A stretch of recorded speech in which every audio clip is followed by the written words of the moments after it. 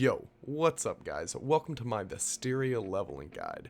There's a few things that I want to cover before we get into it, and the first of those being, do not give up. I know that this grind seems like a lot, but it's really not. I did it in about 12 hours on my stream, and I could have done it in probably close to 10 had I just ground it straight out without taking any breaks. The next thing is to constantly invite people to your party, guys. You get 10% extra EXP for each person that's in your party. That's a maximum of an extra 50% XP per kill. They don't share XP with you, you get experience based off of how much damage you do. So you cannot leech in this game and you cannot be power leveled. Alright, let's start it up. What's up guys, it's your boy DankRNG here with the best leveling guide for Vesteria. In this guide, we're going to be going over the best tips and tricks to level up as quickly as possible, as well as some quest guides along the way. Once you get done creating your character, you're going to be spawned in the starter zone. Go ahead and grab Scruff's quest and start your journey. We have to hunt down 20 mushroom spores, and we get these by killing baby mushrooms. So go ahead and start killing some mushrooms and getting those easy levels. As soon as you get your first level, you're going to want to go ahead and put that into double slash. So go ahead and put your stat points into strength, as that will be the best possible thing that you can level, at least from 1 to 10. Turn in the quest, accept your reward, and continue along your way until you get to Mush Town. Once you get to Mush Town, there will be another quest waiting for you, and you can go ahead and go to the shop, pick up a wooden sword, and a couple more potions to help you along your way. Next up on the quest list, we have Zero's Treasure. Now this quest can be a little difficult to complete, and by difficult, I mean it really just goes off of how much RNG you have. We're going to continue grinding since going around looking for chests isn't a very efficient way to spend our time. We're going to keep getting those levels until we reach level 3.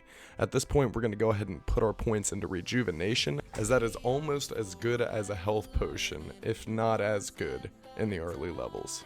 Our next quest is going to be Mush Town Helper. Now for this quest, you're just going to simply go around and kill shrooms, not baby shrooms, but regular shrooms. And once you've completed that quest, you go ahead and turn it in, and you'll get another quest from the same guy. Now this quest, we're going to go into Mushroom Forest.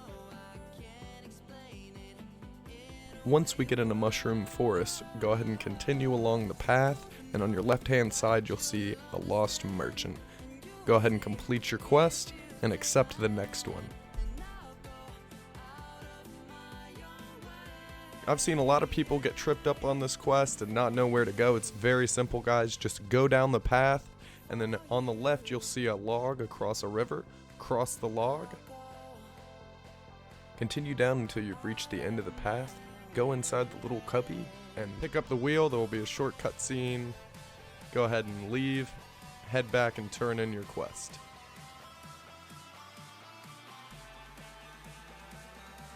Now guys, we're going to go ahead and head back to Mush Town.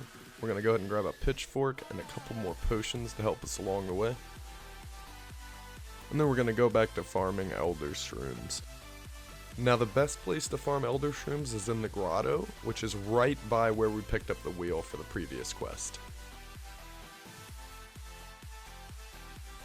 We're going to be farming here till about level 8, guys. I know it is a grind, but it is the best place for you to get experience, especially if you can get into a server by yourself.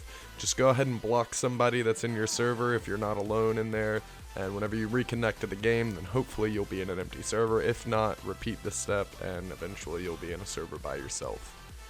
And if you go ahead and get the beards early, then you can just accept the quest and turn it in and get back to grinding immediately. As soon as you hit level 7, guys, make sure you head into Nilgarth and turn in your Innkeeper's Son quest. You can do this by heading to the barbershop. You'll see the little swirly candy cane type sign right outside. Go ahead and turn that in and head back and grind until level 8. Once we hit level 8, we're going to head to Farmlands and pick up the first quest that we see. For this quest, we're going to be killing hogs and getting hog legs. Once you're done with that quest, go ahead and turn it in and accept the next quest that she has for you. For this quest, we're going to have to go to the Warrior Stronghold, which is located in Enchanted Forest. This quest is really simple. All you have to do is walk down the entire path of Enchanted Forest until you get to the Warrior Stronghold entrance. Go into the entrance, follow the road until you get to the entrance of the stronghold, and on the left, Skull Crusher will be there to accept your meat pie.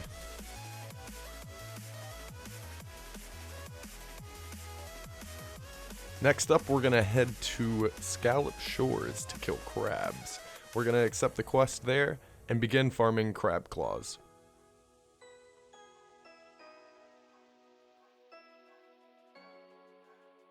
Once you're done with that, go ahead and turn in the quest and continue to farm crabs until you hit level 10. Congratulations, you're level 10. You made it. The game's over. Just kidding. Go ahead and pick your class, stock up on some new gear, and get back out there. Alright, now that you've got your gear, go ahead and head back to Nilgarth, and we're going to begin Whale Tail. Go ahead and talk to Blackbeard, accept the quest, and begin. We're going to start off by talking to the fisherman that's over by the bridge. You'll see him by a little pond. It's kind of off to the side, guys, so it might take you a second to find him. Once we talk to him, we're going to head back to Port Fidelio, and we're going to talk to the guy at the bar. He's going to want a muffin, so we're going to grab a muffin from the bar, hand it to the pirate at the bar, walk up the stairs, talk to the guy up at the top of the stairs. Up next, we're going to go to the mad scientist on the beach. You need to go behind him to pickpocket him, otherwise it'll teleport you into the middle of town and you'll have to do it again. Once you get the evil layer key, we're going to head up the tower. You're going to need to jump on each one of these ledges to get up the tower. It might take you a little bit of time, those of you who aren't very good at Roblox parkour or jumping. Then once you reach the top of the tower, you're going to go into the door on the right. Be sure to grab the 2 chests that are there, and then read the notes.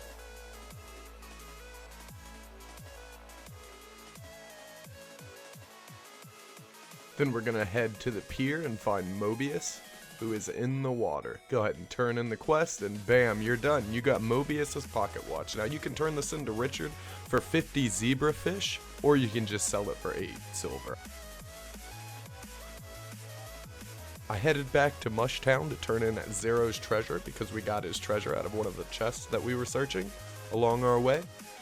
And as soon as I got there, what do you know it? A giant baby shroom spawned. Now if you'll remember, we have a quest from way back then, so I just went ahead and did it. Didn't give me much XP now, but hey, it is what it is. Next up, guys, we're going to head to Yeti, and we're going to kill Yetis for a little bit. There's a quest that you can pick up here in the Redwood Forest for Yetis, right by where most of them spawn. Go ahead and pick that up and complete the quest, and we'll continue on our way. Next up, guys, we're going to be heading back to Scallop Shores, where we have a ruby quest on a little island. Go ahead and pick up that quest, and then head and slay some rubies. Once you've completed the B quest, go ahead and turn it in at the Hunter Stronghold.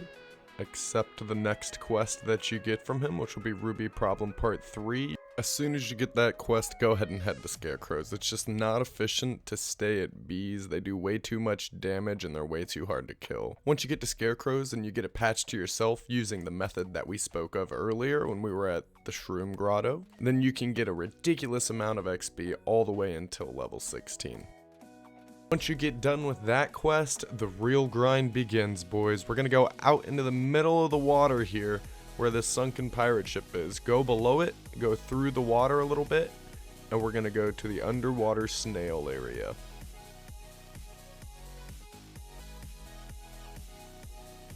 Just a heads up, guys, these snails hit very hard, so you either have to kite them or chug pots, but they are very good experience. As soon as you get into the underwater snail area, go ahead and accept the quest from the guy right on the left-hand side of the path, and begin farming Snell Eyes. Now there are 4 different types of snails here, each of them ranging in different levels from level 17, 18, 19, and 20. Once you hit level 18, you're going to go ahead and pick up Shelly's Snell Shells quest from the beach right outside. Now for this quest, you're going to have to kill multiple of each type of snail. So go around and look around the area and find all 4 snails and continue to farm them until you get each drop.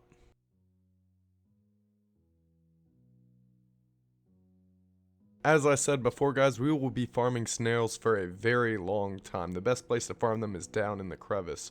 you're going to want to stay here until about level 23, and then we're going to go to the sewers. Now, mages can farm bats, but as you can see for melee users, that's not exactly an option. The hitbox is a little wonky, and they do a lot of damage. So we're going to head back into the sewers, and we're just going to kill rats instead. Now, as soon as you get down in the sewers, go ahead and accept the Rat King's quest line.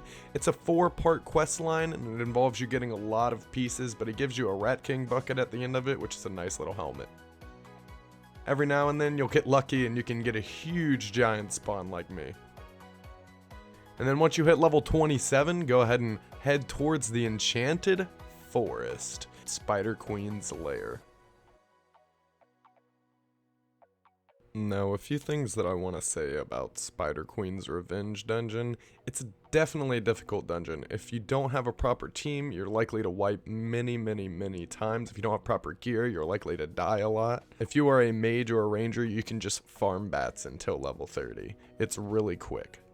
Well, that's about it, guys. I hope you enjoyed the guide. It was a wild ride. It took me about 12 hours to go from 1 to 30 on my stream. I could have done it a little bit faster, but I was eating and all that, and I was slacking off a bit. Good luck to all of you. If you guys like the content or just like seeing my pretty face, then be sure to check out my daily streams at Twitch TV DankRNG and like and subscribe to my YouTube.